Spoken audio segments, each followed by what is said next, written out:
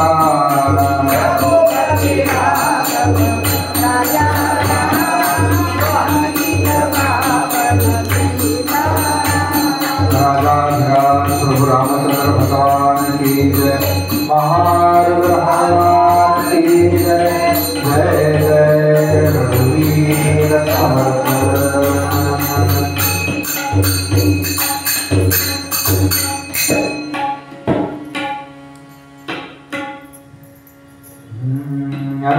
प्रियतां देवो भगवान् जानकीपतिः श्रीरामचन्द्र पूर्वेषाम् अस्माकं कुलदैवतं श्रोता वक्ता श्रीराम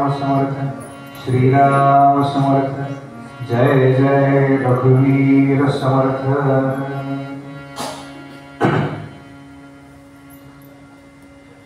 श्री रामकथेमध्ये अवगाहित होण्याकरता जे सर्व भाविक श्रोते सज्जन साधक तत्वचिंतक कला उपासक ज्ञान साधक असे जे कोणी उपस्थित आहेत अशा सगळ्यांच्या हृदयस्थ परमात्म्याला वंदन करतो।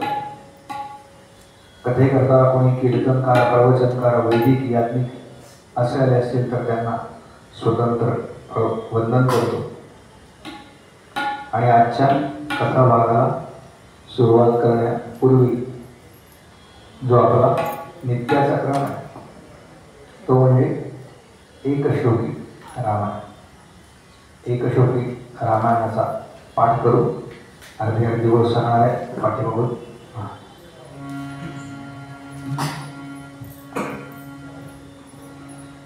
आदौ रामतपोवनाधिगमनम्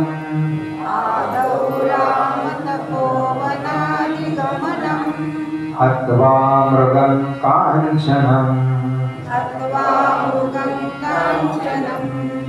वैदेही हरणं जटायुमरणम्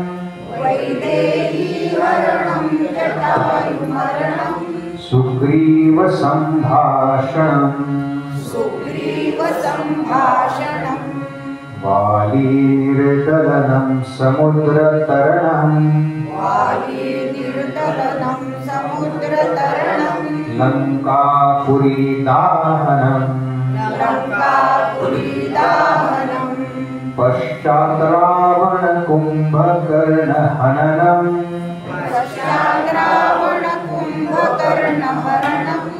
एतद्धि रामायणम्। राजाधिराज प्रभु रामचंद्र भगवान की जय। महाराज हनुमान की जय। जय जय रघुवीर समर्थ।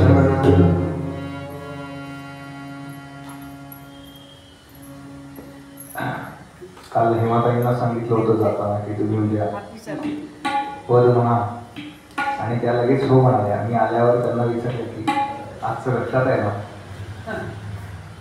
त्यांना मी विनंती करतो काय काय नाही इथे होत म्हणा म्हणजे व्हिडिओ चालू आहे त्याच पण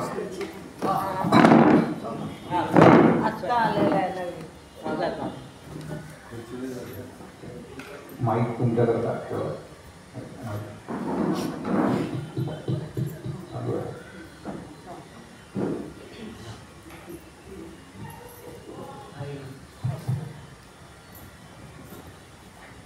श्रीराम स्वामींचंच पद आहे। श्रीराम सद्गुरुनाथाय नमः। जय तु रघुनंदन दशरथ सुत कमलवदन। जय तु रघुनंदन दशरथ सुत कमलवदन। वंदित जगत्पद पावन सीतापति रामचंद्र। वंदित जगत्पद पावन सीतापति रामचंद्र। जय तु रघुनंदन।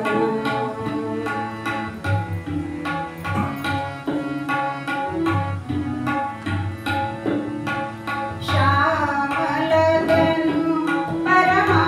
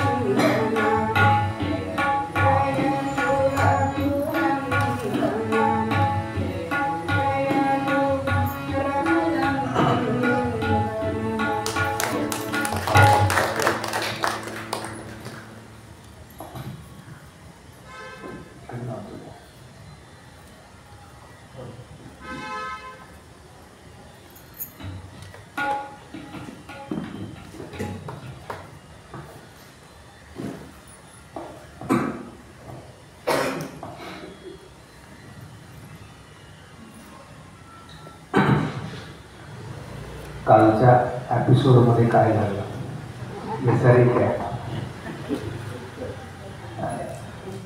काल नव्हते ना काही झालं असं करू नका का सुट्ट्या मारत जाताना.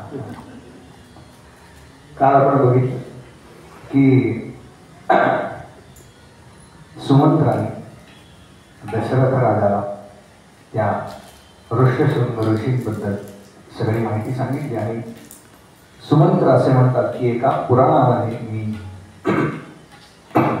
ही कथा ऐकलेली आहे. तेव्हा त्या ऋष्यशृंग ऋषींना बोलवण्याकरता आता इथे उल्लेख आहे की अप्सरांना पाठवलं, पण काही ठिकाणी असा उल्लेख आहे की स्वतः दशरथ राजे त्या ठिकाणी गेले होते आणि त्यांना असं सांगितलं होतं की ह्या यज्ञाकरता असे ऋत्विज पाहिजे की ज्यांनी लग्नापूर्वी कधीही स्त्रीमुख बघितलेलं नाही. तर असे कोण, तर असे ऋष्यशृंग ऋषी. म्हणून दशरथ राजे स्वतः त्यांना घ्यायला गेले असा काही ठिकाणी उल्लेख आहे. ते जेव्हा रोमपाद राजाच्या नगरामध्ये आले तेव्हा असं सांगतात की आता आपल्याला माहिती आहे घरात आल्यानंतर आपण काय करतो, ओवाळतो स्वाभाविकपणे अशा व्यक्तींना. तर मग कोणाच्या सुवासिनींच्या हस्ते ओवाळलं जातं अशी पद्धत आहे आपल्याकडची. पण जर स्त्रीमुख पाहिलं तर यज्ञ सफल होणार नाही. म्हणून हत्तीच्या सोंडेमध्ये ती यज्ञ थाळी दिलेली आहे आणि हत्तीच्या सोंडेमध्ये यज्ञ थाळी देऊन त्यांना ओवाळलेलं आहे. आणि मग ते प्रथम रोमपाद राजाच्या नगरीमध्ये आलेले आहे. जेव्हा दशरथ राजे दशरथांबरोबर वसिष्ठ आहेत बरं का, विभांडकांनी सांगितलं की इथून विभांडकांच्या कुटीत तो राहत नव्हता असा उल्लेख आहे. इथून एक 1-1.5 किलोमीटरवरती त्याची वेगळी कुटी आहे. तर तिथे ते राहतात, तिथे तपश्चर्या करतात. आणि जेव्हा दशरथ राजे गेले समोर हात जोडून उभे आहेत तेव्हा ह्या ऋष्यशृंगांनी विश्वामित्रांना वसिष्ठांना विचारलं, क्षमा करा, वसिष्ठांना विचारलं, कारण ते दोघे ऋषी आहेत ना, त्यामुळे त्यांनी त्यांना ओळखलं. आपल्यासारखेच जटावेश धारण केलाय, बगवी वस्त्र नेसलेत म्हणजे हे ऋषी आहेत, वल्कल नेसलेत. बरं, हे दिगंबर अवस्थेमध्ये सांगितलेत बरं का त्यावेळेला.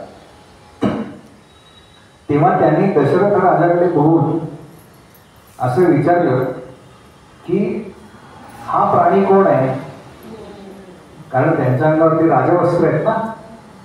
यांनी आत्तापर्यंत कधी आपल्या वडिलांशिवाय कोणाला पाहिलंच नाहीये असं सांगतात की एका अप्सरेचा हा मुलगा आहे. विभांडक ऋषी तपश्चर्याला बसले होते आणि ते त्या अप्सरेला बोलले आणि त्यातून जो पुत्र झाला तो हा ऋष्यशृंग. मग पुत्र झाल्याबरोबर त्यांनी काय केलं तर त्या अप्सरेला जायला सांगितलं, तू आता इथे थांबू नकोस, कारण तुझ्यामुळे काय होत आहे तर आम्ही जे तपामध्ये मग्न आहोत ना त्यांचा तपोभंग होतोय. आणि म्हणून पुत्र झाल्याबरोबर त्याला घेतलं आणि जंगलात आले. काल मी ती सगळी कथा आपल्याला सविस्तर सांगितली, पण काही ठिकाणी असा उल्लेख आहे. समर्थ म्हणतात जे जे आपण असं ठावे ते इतरांचं सांगावे बरं का, शिकवावे फार पुढचं आहे आपल्याकडे. बऱ्याच लोकांना शिकवण्यातच जास्त रस असतो आणि तिथे आपण फसतो. ती माया आहे भगवंतांची, तीच तर गंमत आहे. आणि रोमपाद राजाच्या महालामध्ये ते बसले, सगळे पुरुष आहेत बरं का, आजूबाजूला स्त्री पाहिलीच नाही. आणि रोमपाद राजाची जी कन्या आहे शांता, तिचा आपण काल सविस्तर सगळा हे पाहिला. ती शांता आपण सिरियलमध्ये बघितलं असेल बघा, पडदे लावलेले असतात ह्या सगळ्या स्त्रियांना बसण्याकरता. दरबारामध्ये वेगळी सोय असते. यांना सगळ्यांना सांगितलंय की तुम्ही दरबारात येऊ नका कोणी. तर ती पडद्या अडवून ते सगळं ऐकते की आता काय चर्चा यांच्यामध्ये चालली आहे. आणि सहज हे जे आलेले ऋषी कसे आहेत हे बघण्याकरता तिनं जरा पडदा बाजूला केला असं सांगतात. तिनं पडदा बाजूला केला आणि ऋष्यशृंग ऋषींची नजर तिच्यावरती पडली. तेव्हा पहिल्यांदा स्त्रीमुख दर्शन झालेलं आहे. आणि तेव्हा ऋष्यशृंग ऋषी म्हणतात की आता माझ्या समोर त्या दालनामध्ये कोण उभं आहे, त्याच्याशी मी जन्मभर मैत्री करायला तयार आहे. त्यावेळेला रोमपाद राजाला सांगितलं की ती माझी कन्या आहे आणि आता तुम्हाला जर तिची मैत्री जन्मभर करायचीच आहे तर मी तिचा हात विधिवत तुमच्या हातात देतो, म्हणजे पाणी ग्रहण करा. इथे त्यांचा सगळा तो संस्कार पार पडलेला आहे. मग विभांडक आले, त्यांना कळलं की आपला मुलगा जो आहे तो विवाहबद्ध झाला. मग काही त्यांनी पुढे त्याच्याबद्दल रागदर्शन किंवा असं काही केलं. असे ऋष्यशृंग ऋषी ज्यांनी दशरथ राजाच्या पुत्र कामेष्टी यज्ञाचं जे सगळं प्रमुख ज्याला म्हणतात यज्ञामध्ये ते पद स्वीकारलं आणि तो यज्ञ पूर्ण झाला, पूर्णत्वाला गेला. या सगळ्याचा कालावधी 3 वर्ष आहे असंही मी काल सांगितलं. आणि आता प्रत्यक्ष तो यज्ञ भगवंत प्रगट झाले. काल आपण ऐकलं दशरथा गेहे पायसदान, पण ते कशा करताय मुळात हे आज आपण ऐकलं.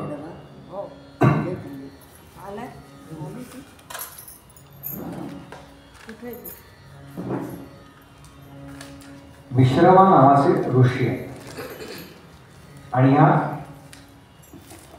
ऋषींची दुसरी पत्नी कैकसी नावाची, हिनं छळानं, छळ याचा अर्थ आपण जो मराठीत घेतो तसा नाहीये. छळ याचा अर्थ फसवून, संस्कृत शब्द आहे बा छळ. तर फसवून ऋषींबरोबर विवाह केला आणि त्यातून म्हणजे त्या दोघांना जो पुत्र झाला तो असं सांगतात की तो जन्माला आला तोच आरडाओरडा करत आला. स्वाभाविक मनुष्य मात्र जे असतात ना ते रडत येतात. आला आला प्राणी जन्मासी आला, गेला गेला बापुडा व्यर्थ गेला असं असतं. कारण रडत येतो आणि रडतच जातो बरं का. भागवताच्या वेळेला मला फार भीती वाटते बरं का. चुकून जर विमान आलं ना ते न्यायला एकाचीही तयारी नसते हो, एकाचीही तयारी नसते. आपलं कुठलं एवढं पुण्य आणि हा आरडाओरडा करत जन्माला आला म्हणून याचं नाव ठेवलं रावण. हा रावण मुळामध्ये ऋषीपुत्र आहे बरं का, ब्राह्मण आहे, ऋषीपुत्र आहे. आई त्याची राक्षसी आहे. पण आपल्याकडे असं आहे की वडील म्हणजे वडिलांकडचं सगळं लावायचं ना. नुसतं आडनाव गांधी असलं म्हणून काय झालं, प्रत्यक्षात लावायला जे काही लागतं पुढचं सगळं ते वडिलांच्या फॅमिली ट्रीतलंच आहे, ते लावायला पाहिजे. त्यामुळे हा या न्यायानं ऋषीपुत्र आहे आणि प्रचंड हुशार आहे, एक पाठी आहे. म्हणजे अनेक ठिकाणी आपल्याला रावण ऋषी असा उल्लेख सापडेल. स्तोत्रांमध्ये काही वेदांच्या जी काही विशिष्ट रचना आहे त्याच्यामध्ये मला असं एक नवीन माहिती कळली की आत्ता जे आपण घनपाठ किंवा ते जे पाठ प्रक्रिया आहे या सगळ्या वैदिकांमध्ये त्या पाठ प्रक्रियेची रचना रावणानं केलेली आहे. आणि हा रावण एक पाठी आहे, त्याच्यामुळे याचं अध्ययन 4ही वेदांचं अध्ययन झालेलं आहे, 6 शास्त्रांचं अध्ययन झालेलं आहे. दशग्रंथी ज्याला म्हणतात ते 4 वेद आणि 6 शास्त्र. आणि असं सांगतात काही ठिकाणी की तो मंत्र सुद्धा उलटे सुलटे म्हणत असे, पण असा काही उल्लेख मूळ वाल्मिकी रामायणात नाही. पण त्याचं अध्ययन आणि पाठांतर एवढं जबरदस्त आहे आणि तरुण आहे, त्याच्यामुळे हा अनेक ठिकाणी यज्ञ यागाकरता जातोय, वैदिक म्हणून, ऋषी म्हणून, ब्राह्मण म्हणून. आणि त्या काळचे आपण जे यज्ञयाग सध्या घरी करतो तर ते फक्त होम करतात, समिधा टाका आणि म्हणा स्वाहा किंवा म्हणा नमः, एवढ्या पुरते मर्यादित नाही आहेत ना. त्याचे विशिष्ट काही क्रिया आहे, तर तो बाकीच्या त्याची एक विशिष्ट लय आहे. हे मंत्र कसे म्हणायचे, सस्वर जेव्हा म्हणतात तेव्हा काही विशिष्ट हालचाली आहेत, म्हणजे हाताने ते स्वर दाखवायचे असतात, मानेनं दाखवायचे असतात. ते कसे दाखवायचे याचे पण नियम आहेत, किती प्रमाणामध्ये त्या हालचाली करायच्या याचे नियम आहेत शास्त्रानुसार. आणि हा तरुण होता आणि तरुण असल्यामुळे तरुण जरा घाईघाईत असतात बघा कोणतेही काम करायला, म्हणजे पूर्ण निरोप ऐकतच नाहीत ते. पटकन 5 मिनिटं ते मॅगीमध्ये झालेलं असावं, 2 मिनिट्स. आणि घाईघाईमध्ये हे सगळं करत असताना बाकीचे ऋत्विज जे काही म्हणतायत त्याच्यापेक्षा हा पुढचे 2-3 मंत्र म्हणत पुढे गेला. तेव्हा ते जे मुख्य होते आचार्य त्यांनी सांगितलं तू घाई करू नकोस, सावकाश म्हण, अशी घाई करायची नसते. असं जर केलं ना तर म्हणाले बुद्धी भ्रष्ट होते ना. आपल्याकडे आपण सावकाश जेवायला सांगतो बघा, सावकाश जेव, सावकाश जेव, सावकाश जेव. जेवणाची वेळ किती, संध्याकाळी 7 ते रात्री 9. काही जण इतकं मनावर घेतात नाही की 7 वाजता बरोबर पोचतात कार्यक्रमाला आणि 9 पर्यंत आपलं चालूच असतं त्यांचं. एक एक पदार्थ, एक एक पदार्थ, एक एक पदार्थ. तसं नसतं बरं का. काही ताबा पाहिजे, जिभेवरती ताबा पाहिजे, फार अवघड आहे. आणि त्याला एका अर्थानं त्या ऋषींनी शाप दिला की तू जर अशा पद्धतीनं घाईघाई करत मंत्र म्हटलास तर तुझी बुद्धी भ्रष्ट होईल. पण रावण मोठा तयारीचा आहे. त्यानं असं ठरवलं की हे मंत्र पठण वगैरे सगळं ठीक आहे, मला माहिती आहे काय, मी आता तपश्चर्या करतो. तपश्चर्या कशा करता, तर या त्रैलोक्याचा सम्राट बनण्याकरता. हे त्रैलोक्य माझ्या आधिपत्याखाली यावं. हे कुठनं आलंय, तर हे आईकडून आलंय. त्याच्यामुळे तपश्चर्या करायची हे कोणाकडनं आलंय, तर हे वडिलांकडनं आलंय. आणि ती कशा करता करायची, तर दुसऱ्यावरती अधिकार गाजवायला हे आईकडून आलंय, कारण ती असुर कुळातली आहे. म्हणून तो जेव्हा तपश्चर्याला जाणार होता त्याच वेळेला असं सांगतात, त्याच वेळेला कुंभकर्णाचा जन्म झाला. मग कुंभकर्ण काही मोठा होईपर्यंत रावण थांबलाय आणि त्यानं आपल्या भावाला विचारलं की मी तपश्चर्याला चालतोय, तुला पण तपश्चर्या करायची असेल तर माझ्याबरोबर चल. या दोघांनी दीर्घ काळ तपश्चर्या केली. किती काळ केली आहे, तर रावण आणि कुंभकर्ण यांनी 5000 वर्ष तपश्चर्या केली असा उल्लेख आहे. आता आपण असं पकडू अरे ते 1000 जाऊ दे, 5 वर्ष जरी पकडलं हा,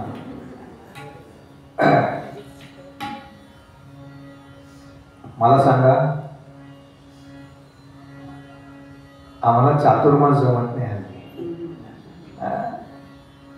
चातुर्मास जाऊ दे, मार्गशीर्षातले गुरुवार करायचं म्हणतो ना, तरी आमची तयारी काय, तर आदल्या बुधवारी साबुदाणा भिजत टाकलाय का, ही आमची तपश्चर्येची तयारी. खायला काय काय पाहिजे,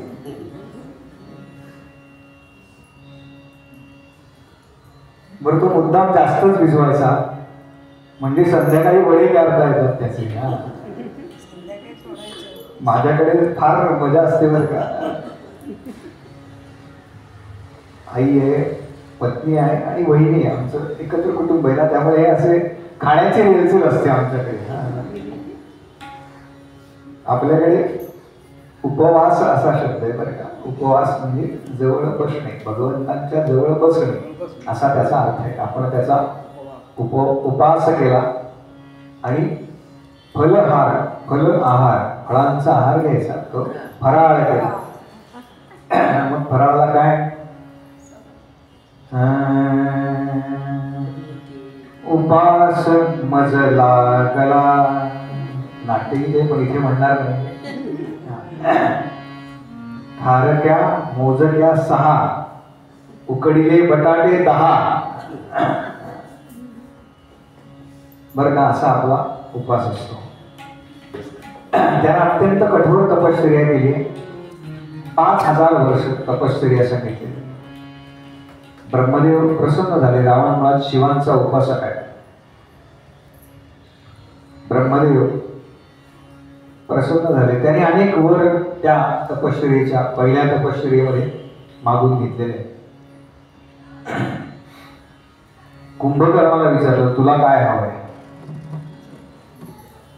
कुंभकर्ण म्हणाला मला भरपूर झोप आणि झोप झाल्यानंतर भोजन खायला पाहिजे म्हणाले मला भरपूर.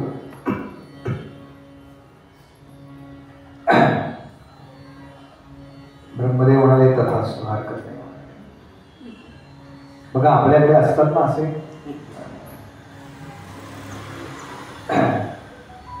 एकतर भयंकर झोपणारे असतात छान, ते सूर्यमुखी असतात. सूर्यमुखी काय ऐकायचं असेल तर श्रीमद भागवत सप्ताहाला यायला लागेल, त्यावेळेला सांगणार आहे सूर्यमुखी म्हणजे काय.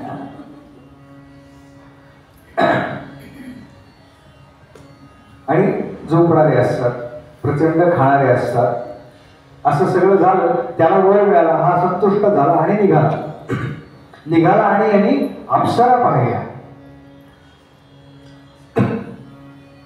आणि म्हणाला या दिसायला किती सुंदर आहेत अप्सरा, ह्या जर दिसायला एवढ्या सुंदर असतील तर या खायला किती सुंदर असतील.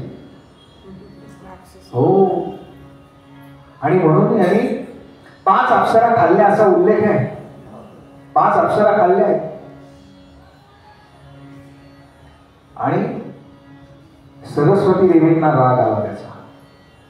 काय क्रूर आहे म्हणाले, काय नीच आहे, असं करतात का. आणि त्या समोर जाऊन उभ्या राहिल्या त्याच्या. काय केलं तरी म्हणाले कुंभकर्ण, तू म्हणाला मला त्या दिसायला छान वाटल्या, मला वाटलं की त्या खायला सुद्धा चांगल्या असतील. ती म्हणाली, सरस्वती देवी म्हणाल्या मी तुला शाप देते. काय शाप दिलाय माहिती का कुंभकर्णाला,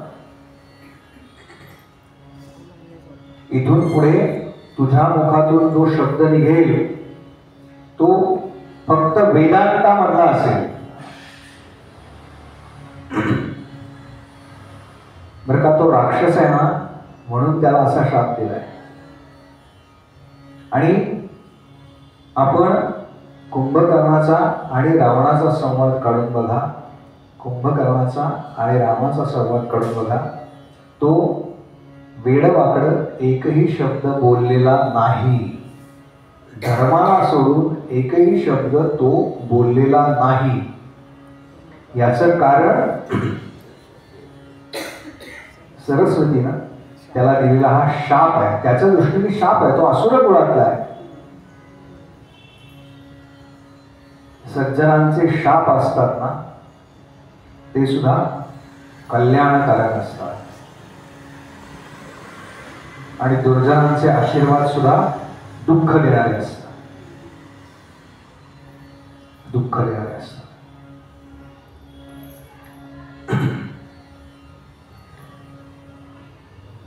आपल्याला जर सरस्वती देवी प्रसन्न झाल्या आणि त्या म्हणाल्या की आजपासून तुम्ही फक्त खरंच बोला, काय अडचणीला समाजामध्ये आपली नाही का, बरेच जण होच म्हणतात.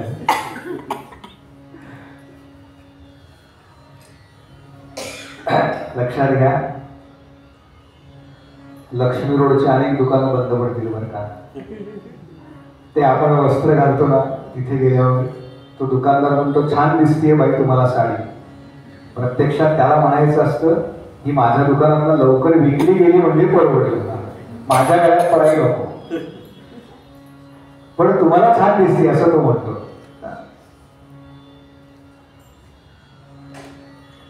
आणि असा शाप दिल्यामुळे याची पंचायत व्हायला लागली, कारण हा बाकीच्या सगळ्या असुरांना ज्ञान द्यायला सुरू झाला असा उल्लेख आहे. रावण म्हणाला मी अजून तपश्चर्या करणार आहे, तुला करायची आहे का? तो म्हणला नाही, मला बास झालं म्हणाले, जेवण आणि झोप. पुढे अजून रावणानं 5000 वर्ष तपश्चर्या केली असं सांगतात. मग त्यानं ते वर मागून घेतले ज्याच्यामध्ये मला कोणाकोणाकडून मृत्यू नको. त्यात तो असं म्हणतात की मानवाकडनं मृत्यू नको असं सांगायला विसरला होता, म्हणून तो मानवी अवतार. हे दोघं जेव्हा परत आले तोपर्यंत कैकसीला अजून एक कन्या झाली, अजून एक अपत्य प्राप्ती झालेलं होतं. तिचं नाव, तिची नखं जी होती ना ती सुपासारखी होती. सूप म्हणजे पाखडतो ना आपण, ते 10 रुपयाचं मिळतं बघा, कट करायचं आणि पाण्यात टाकायचं, हा ते सूप नाही. हल्लीच्या मुलांना सूप म्हटलं ना की तेवढंच आठवतं बरं का, नॉरचं 10 रुपयाचं. कारण आता हे दळण कांडण निवडणं वगैरे तर संपलंच, दळण हल्ली तयारच मिळतं, पाखडणं संपलं. हे सगळं मी माझ्या घरातलं सांगतोय. तुमचं आणि माझं जुळलं तर हा योगायोग समजायचा. तुमच्या घरातलं मला काहीही माहिती नाहीये. तिची नखं सुपासारखी होती असं म्हणतात, म्हणून ती शूर्पणखा, ते शूर्पणखा झालं. तिचं मूळ नाव मीनाक्षी सांगितलेलं आहे काही ठिकाणी. तिनं पण तपश्चर्या केली, पण तिनं जी तपश्चर्या केली आहे ती सगळी असुरी विद्या मिळवण्याकरता केली आहे. म्हणजे रूप बदलणं, गायब होणं, रावणानं तर ह्या सगळ्या केलेल्याच आहेत तपश्चर्या, पण तिनं विशेषतः या पद्धतीची तपश्चर्या केली असा सगळा उल्लेख आहे रामायणात. आणि विश्रमा ऋषी जे आहेत ते कैकसीला अनेक वेळा सांगतायत की तू असं करू नकोस, मुलांना अशा पद्धतीनं पाठीशी घालू नकोस, तू अशा पद्धतीनं पाठीशी घालतेस. म्हणजे तिनं कायम रावणाची, कुंभकर्णाची, ह्या शूर्पणखेची तरफदारी ज्याला म्हणतो, बाजू घेणं ज्याला म्हणतो, ते केलेलं आहे. तेव्हा ते तिला अनेक वेळा समजावून सांगतायत की तू असं करू नकोस, असं करू नकोस, यांना मुलं बिघडतात. आणि फार उशिरा तिला या सगळ्याची उपरती झाली. त्या उपरतीनंतर तिला एक पुत्र झालेला आहे. तो पुत्र म्हणजे विभीषण आहे, म्हणून तो भगवत भक्त आहे, कारण तो उपरतीनंतर झालेला आहे. पण शेवटी असं आहे की उपरती फार काळ टिकत नाही बरं का. पश्चाताप दग्ध माणूस फार काळ नसतो, 1-2 दिवस टिकतो त्याचं सगळं आणि मग पुन्हा पहिले पाडे पंचा. हे सगळे परत आल्यानंतर रावणाच्या मनात आहे की आता आपण हे सगळं आपल्या ताब्यात घेतलं पाहिजे, कारण एवढी तपश्चर्या केली, एवढे वर मिळाले आणि म्हणून काय करावं काय करावं काय करावं या विचारामध्ये तो आहे. तेव्हा कैकसीनं सांगितलं की तुझा जो सावत्र भाऊ आहे कुबेर, याच्याकडे देवांच्या तिजोरीच्या किल्ल्या आहेत. ज्याच्याकडे तिजोरीच्या किल्ल्या आहेत त्याचं चालतं बरं का रावणा. मला असं वाटतं रावणा तू त्याच्यासारखं काहीतरी करावंस. रावण म्हणला एकदम सोपं आहे, काय त्याच्यावरच हल्ला करतो म्हणाले. आणि रावणानं ही नगरी जी आहे लंका नगरी जी आपण म्हणतो ती देवांनी निर्माण केली आहे बरं का. रावणानं काही लंका ती निर्माण केली नाही, त्यामुळे त्याचं काही कर्तृत्व अशातला भाग नाही. देवांनी ती सुवर्ण नगरी केलेली आहे कुबेराला राहायला. कुबेर त्या सगळ्याचा अधिपती आहे. रावणानं या कुबेरावरती स्वारी केली, त्याला आणि त्याच्या सगळ्या कुटुंबाला मारहाण केली आणि त्याला सांगितलं की तू इथून निघून जा, आजपासून मी इथला राजा आहे. कुबेर आणि त्याचं कुटुंब पुष्पक विमानामध्ये बसून निघालं तेव्हा रावणानं त्याच्याकडून ते पुष्पक विमान सुद्धा काढून घेतलं असा उल्लेख आहे. म्हणून रावणाकडे जे पुष्पक विमान सांगितलं जातं ते प्रत्यक्षामध्ये कुबेराचं आहे. हे सगळं झालं आणि रावण पुन्हा आपल्या आई वडिलांकडे आला आणि म्हणाला आता मी मोठा 5 BHK घेतलाय, या 1 BHK बाहेर पडा म्हणाले. चला म्हणाले माझ्या नगरीमध्ये चला, मी जिंकून घेतलेली आहे, युद्ध करून जिंकून घेतलेली नगरी आहे, तेव्हा तुम्ही तिकडे चला. विश्रवा ऋषींनी त्याला सांगितलं की मी अशा पद्धतीनं अत्याचारानं ज्या गोष्टी मिळवल्या त्याचा कधीही उपभोग घेणार नाही. म्हणून विश्रवा ऋषी आले. कैकसी जी होती तिच्या मनामध्ये पहिल्यापासून या सगळ्या गोष्टींबद्दल आकर्षण होतं आणि विभीषण हा अत्यंत लहान होता, म्हणजे त्याला काय चांगलं आहे काय वाईट आहे हेही कळत नव्हतं. त्याच्यामुळे रावण, कुंभकर्ण, त्याची बहीण शूर्पणखा, आई असे सगळे लंकेमध्ये राहायला आले. आणि त्याच्यानंतर रावणानं आपले जे सगळं राक्षस कुळ आहे म्हणजे आईकडचं त्या राक्षस कुळातल्या सगळ्या राक्षसांना मी तुम्हाला राहण्याकरता सोन्याची घरं देतो, सुवर्णाची नगरी मी तुमच्याकरता बसवलेली आहे असं सांगून मग तिथे या सगळ्यांना नेलेलं आहे. आणि मग ती रावणाची लंका यानं प्रसिद्ध झालेली आहे. त्यात रावणाचा विवाह झाला तोही उल्लेख आहे. आता हा रावण काय करतोय तर यानं मंत्राच्या सहाय्यानं सगळ्या देवांना आपल्या अधिपत्याखाली घेतलेलं आहे. म्हणजे असं सांगतात सगळे देव यानं कोंडून ठेवले होते. काही ठिकाणी वर्णन पण आहे आणि कोणाकोणाला काय काय कामं दिली त्याची.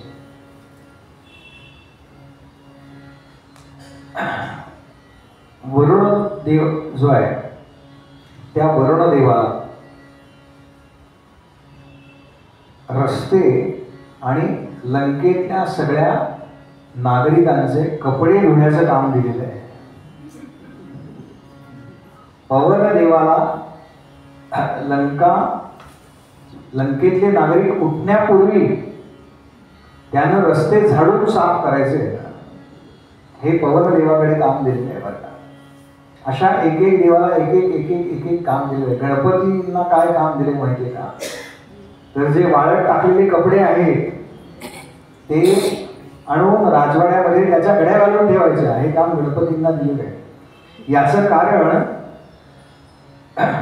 मंत्रांनी देव वर्ष होतात ना, मंत्र म्हणतात ना, मूर्ती असते आधी, प्राणप्रतिष्ठापना करतात म्हणजे प्राण येतो कुठून येतो? मंत्राद्वारा येतो. या मंत्राचं सामर्थ्य एवढं आहे आपल्याकडच्या की रावणानं हे सगळे आपल्या ताब्यात ठेवलेले आहे.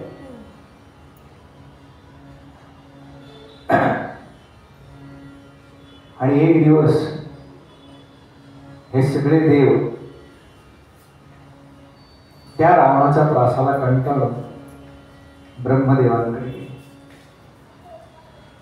ब्रह्मदेव म्हणाले, मीच वर दिलाय, मी काय करणार आता, माझ्या हातात काही नाही.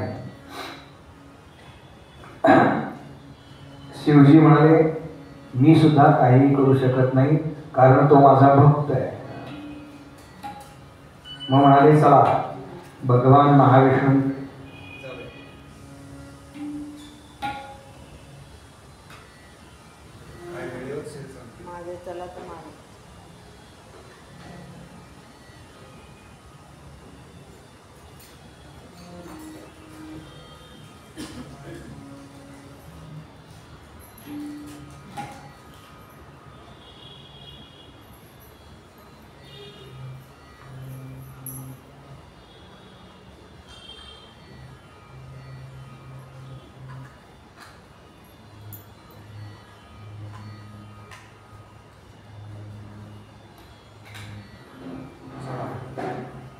चला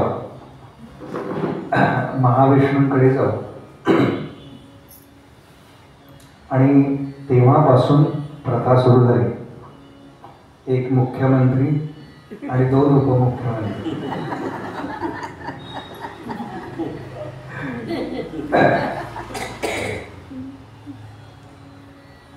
राम कार्याकरता पाहिजे ना आहे, तेव्हापासूनच आहे म्हणजे आत्ताच आहे.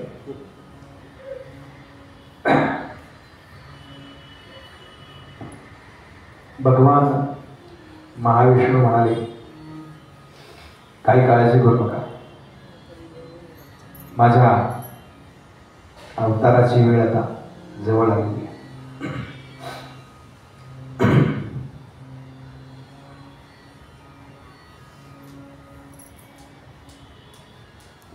पण मी एकटा यावेळेला अवतार घेणार नाही. माझ्या बरोबरीनं तुम्हाला सगळ्यांना अवतार घ्यावा लागेल. मग कुणी कुणी काय काय अवतार घेतलाय, आधी भगवान महाविष्णूंनी ते सगळं सांगितलंय की कशा पद्धतीनं मी अवतार घेणार आहे. अयोध्येचा राजा जो दशरथ आहे त्यानं नुकताच एक यज्ञ केला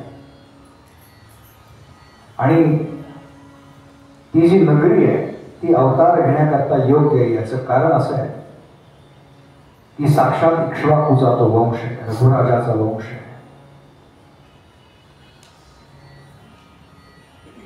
भगवान सूर्यनारायणांनी त्या वंशामध्ये ज्ञान दिलेलं आहे म्हणून त्याला सूर्यवंश असं म्हणतात. तिथे मी अवतार घेईन आणि तुमच्या सगळ्यांची सुटका मी रावणाला मारून करीन. याचं कारण असं आहे की तो केवळ राक्षस आहे हा एक भाग आणि दुसरं म्हणजे माझे जे द्वारपाल आहेत जय आणि विजय यांच्यापैकी ते आहेत. तेव्हा त्यांच्या उद्धाराकरता मला पृथ्वीवरती आता गेलं पाहिजे. म्हणून मी अवतार घेणार. पण त्यापूर्वी तुम्ही काय काय करा तर केशांनी माझा लहान बंधू म्हणून म्हणजे लक्ष्मण म्हणून अवतार घ्यायचा. त्याचबरोबर सुदर्शन चक्र, भगवंतांची जी आयुध आहेत ना, त्या सगळ्यांना अवतार घ्यायला सांगितले. त्यांच्याबरोबर जे देव आहेत त्या सगळ्यांना वानर कुळामध्ये अवतार घ्यायला सांगितले. याचं कारण असं आहे की भगवंत म्हणतात की पृथ्वी सांभाळण्याच्या दृष्टीनं ज्या ज्या गोष्टी करणं गरजेचं आहे त्या त्या सगळ्यांनी करणार आहे. आणि म्हणून तुम्ही वीरांच्या रूपामध्ये अवतार घ्या असं भगवंत म्हणतात.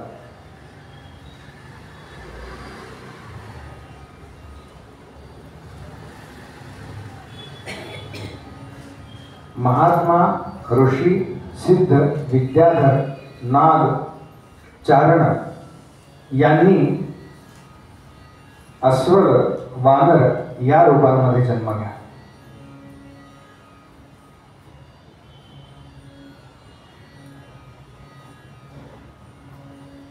सूर्यानं, आपण जो सुग्रीव म्हणतो ना, तो सुद्धा सूर्याचा पुत्र सांगितलेला आहे.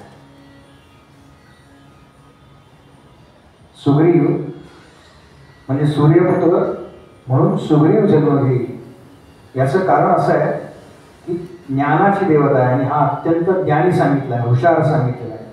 म्हणून बुद्धिमान वानरांमध्ये म्हणून जन्म घ्या. विश्वकर्मा जे आहे, ज्यांनी याची सगळ्याची रचना केली, त्याचा पुत्र म्हणजे नल वानर होय. यांनी तो जो सेतू बांधला आहे त्याच्यामध्ये प्रमुख काम केलेलं आहे. अग्नीच्या अंशापासून नील नामक वानर जो अत्यंत तेजस्वी असेल. वरुणाचा पुत्र सुषेण सांगितलेला आहे. आणि हनुमान हा वायूचा पुत्र म्हणून अवतार घेईल. ज्याप्रमाणे युद्धामध्ये आपण शत्रूला केवळ सीमेवरती रोखून धरू शकतो, हा एक युद्धाचा प्रकार आहे.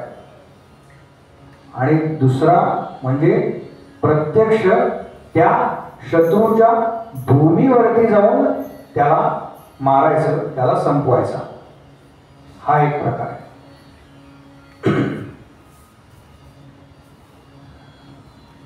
बरं, प्रभू रामचंद्र असे की त्यांनी आधी दूत तरी पाठवला की आम्ही तुमच्या भूमीत येणार आहोत आणि मारणार आहोत तुम्हाला. याच रामकथेवरनं प्रेरित होऊन सध्याचे आपले पंतप्रधान आहेत त्यांनी सर्जिकल स्ट्राईक केला. त्यांनी सांगितले की आता मार खायचे दिवस संपले, कबूतर सोडायचे दिवस संपले, आता प्रत्यक्ष तुमच्या ठिकाणी येऊ, तुमच्या जागेवरती येऊ, असं हे सगळी योजना महाविष्णूंनी सांगितली.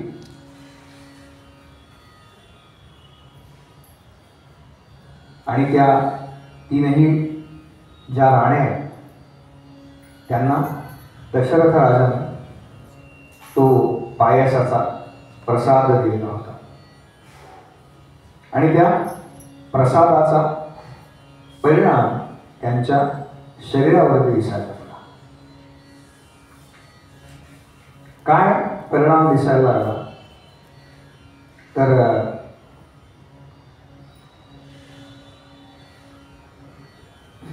वसिष्ठांनी दशरथ राजाला असं सांगितलं की राजा, पत्नीला दिवस गेल्यानंतर पतीनं तुला काय डोहाळे लागले हे विचारायचं असतं. म्हणून तू तुझ्या राण्यांच्या महालामध्ये जा आणि त्यांना विचार की तुम्हाला काय डोहाळे लागले. तेव्हा असं सांगतात कौसल्या ध्यानामध्ये, तिला ध्यान करावं असं वाटतंय. ती जेव्हा ध्यानातून स्थानावर येते त्यावेळेला तिला असं वाटतं की दरबारामध्ये जावं आणि योग्य तो न्याय निवाडा करावा, धर्मानं वागावं, हे तिला डोहायला लागले. कैकेयीला आता कीर्तनामध्ये वेगळे सांगतात बरं का डोहाळे, म्हणजे तो एक थोडासा रंजकता म्हणून भाग आहे, त्यात काही चूक बरोबर असा विषय नाही. पण कैकेयीचा एकच फक्त तो दुर्गुण सांगितलाय, बाकी सद्गुणांची यादी आहे बरं का.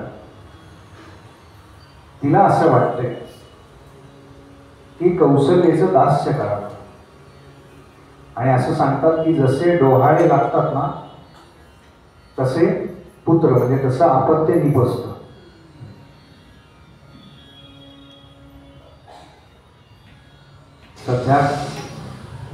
सध्याच्या काळात काय डोहाळे लागले असं विचारलं तर सौभाग्यवती म्हणतात चायनीज खायला जाऊ आणि कार्टून पाहू.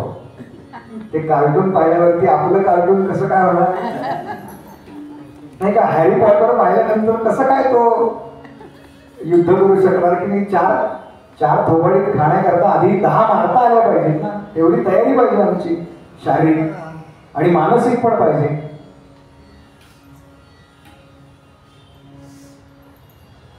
आणि सुमित्रेला सुद्धा अशाच पद्धतीनं दास्य करावं.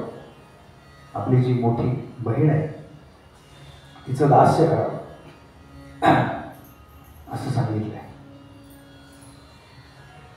दशरथ राजाला फार बरं वाटलं. कौशल्या म्हणते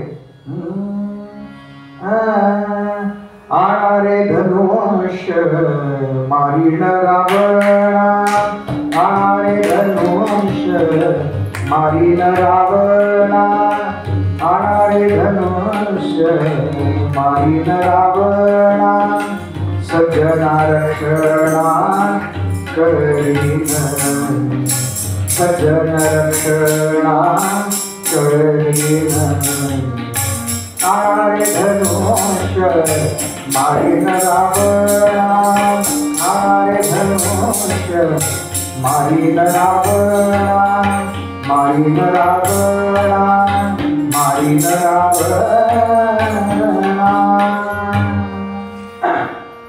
कीर्तनात हा असे डोहाळे लागले असं सांगितलं जातं, म्हणून तेवढं फक्त पोट म्हणतात.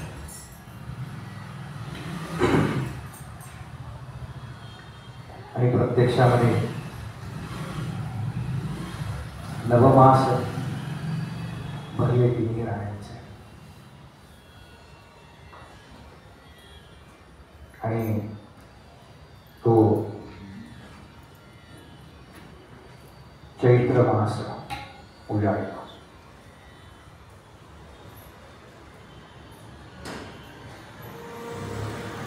चैत्र मासातला 9 दिवस 9 महिने आणि 9 तास असं वर्णन करतात बरं का. भगवंतांचं सगळं 9 9 आणि 9 वेळायला.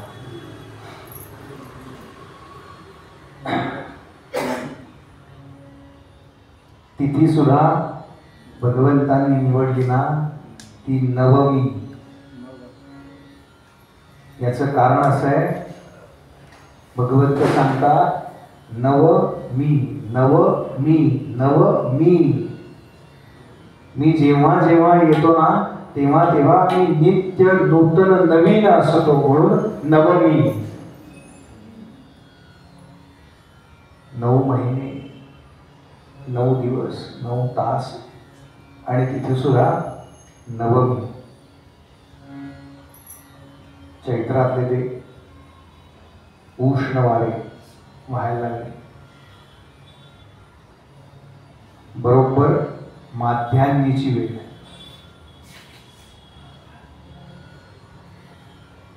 म्हणजे दुपारी 12:30 वगैरे असं नसतो बरं का रामजन्म.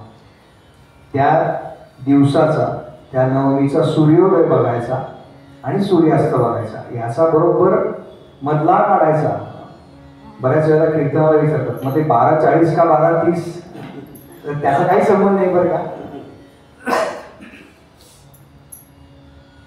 भगवंतांनी वेळ सुद्धा जी साधली आहे ना ती बरोबर माध्यान्हीची आहे.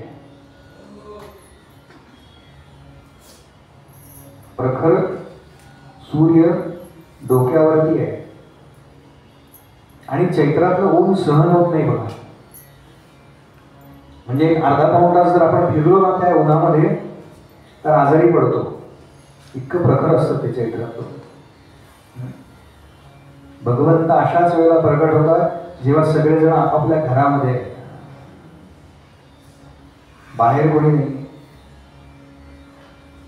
चैत्रातल्या त्या नवमीला भगवंतांचं प्रगटीकरण कसं झालं हे आपण उद्या बरोबर 6 वाजता या ठिकाणी ऐकणार.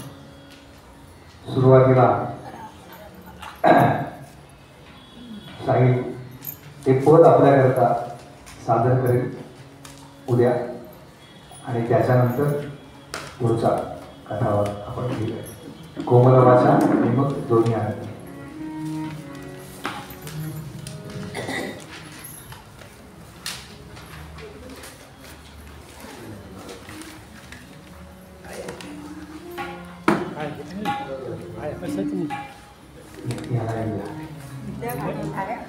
याला द्या.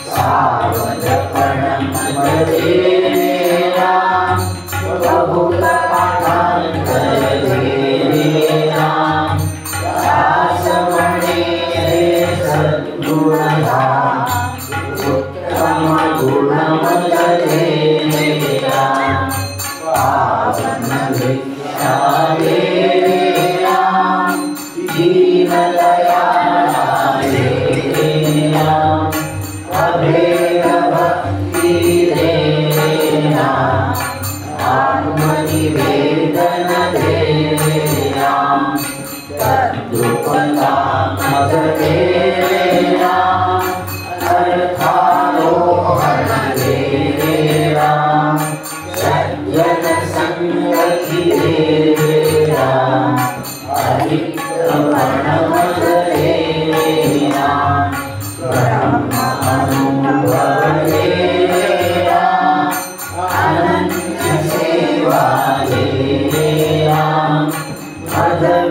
तू मजले राम दास म्हणे मजले राम दास म्हणे मजले राम दास म्हणे मजले राम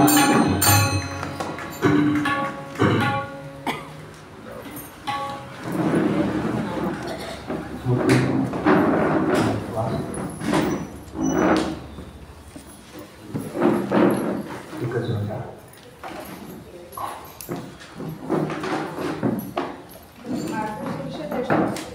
शुद्धदृष्टी प्रतिनिधी आहे घनश्याम शंकर नेने आणि अनुराधा नेने. देणगीदार आहेत रघुनाथ नेने. नाही आले.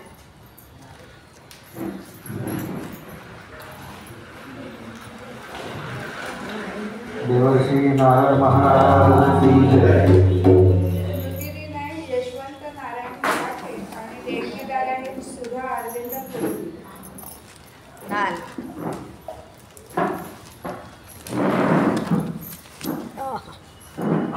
देवर्षी नारद महाराज की जय. तिसरा स्मृती दिन आहे मुरलीधर शिधये आणि देणगीदार आहे नेला विद्याधर शिधये.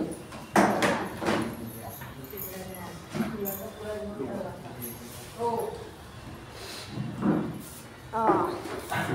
महर्षी वेदव्यास मुनी महाराज की जय.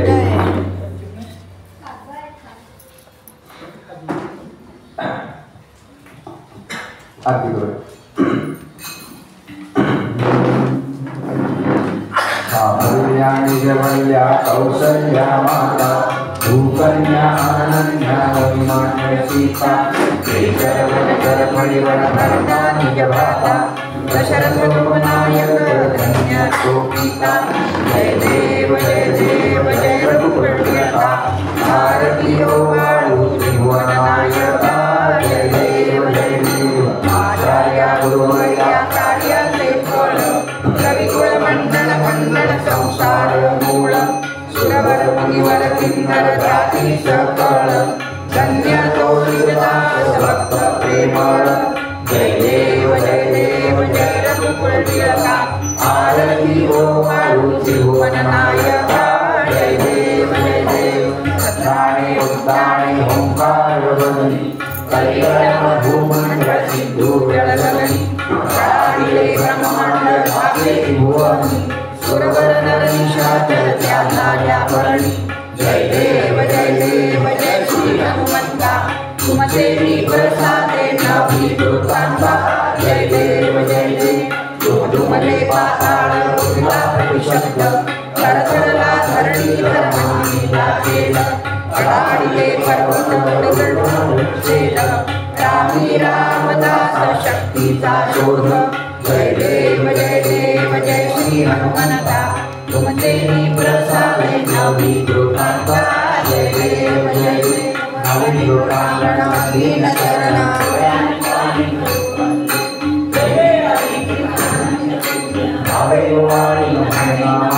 त्वमेव माता पिता त्वमेव त्वमेव बन्धु सखा त्वमेव त्वमेव विद्या त्वमेव त्वमेव सर्वं मम देवदेव. कायेन वाचा मनसेन्द्रियेण वा बुद्ध्यात्मना वा करोमि स्वाहा. करोमि यज्ञं सकलं परस्मै नारायणाय समर्पयामि. अच्युतं केशवं रामनारायणं कृष्णदामोदरं वासुदेवं श्रीधरं माधवं गोपिकावल्लभं जानकीनायकं रामचन्द्रं भजे. हरे राम राम राम हरे हरे हरे कृष्ण कृष्ण कृष्ण हरे हरे हरे राम राम राम हरे हरे हरे कृष्ण कृष्ण कृष्ण हरे हरे. राजा प्रभु रामचंद्र भगवान की जय. महारुद्र हनुमान की जय. जय जय रघुवीर समर्थ. उपासनेला रसाल भावे भूदेव संतासी समानमावे सत्कर्मयोगे वयथान भावे सर्वामुखी मंगलमोल भावे. जय जय रघुवीर समर्थ.